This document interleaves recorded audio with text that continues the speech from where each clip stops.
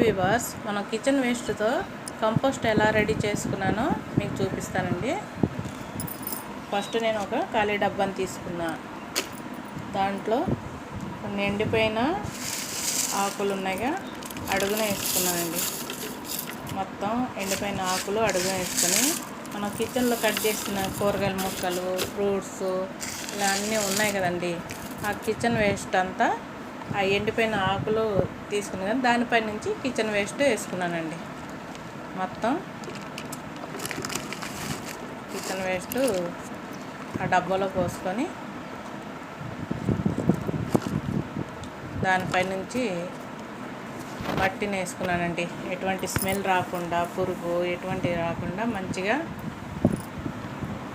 Compost ready అవుతుందండి.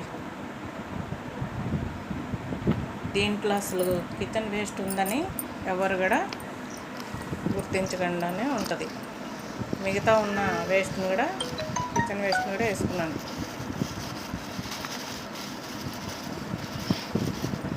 దానిపై నుంచి మట్టిని వేసి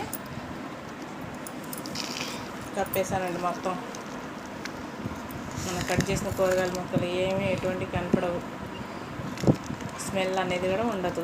దానిపై నుంచి మూత పెట్టేశానండి. ఇలా తయారైన కంపోస్టు మొక్కలకి ఇస్తే చాలా బలం ఉంటుందండి. ఇదిగండి, ఇంతకుముందు నేను రెడీ చేసుకున్న కంపోస్ట్ అండి. కిచెన్ వేస్ట్తో మట్టి అయిపోయింది మొత్తం. ఇది మొత్తం మొక్కలకి ఇస్తే చాలా బలం ఉంటుందండి.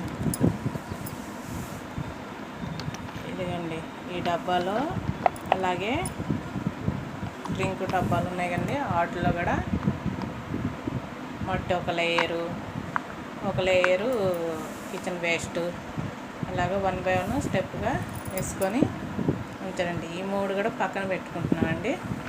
నాకు 20 daysలో ఇది కూడా కంపోస్ట్ రెడీ అవుతుంది. ఇదే అండి, ఈ విధంగా నేను కంపోస్ట్ని కిచెన్ వేస్ట్తో రెడీ చేసుకుంటున్నాను. మీకు నచ్చితే లైక్ చేయండి, షేర్ చేయండి, సబ్స్క్రైబ్ చేయండి. థ్యాంక్ యూ అండి.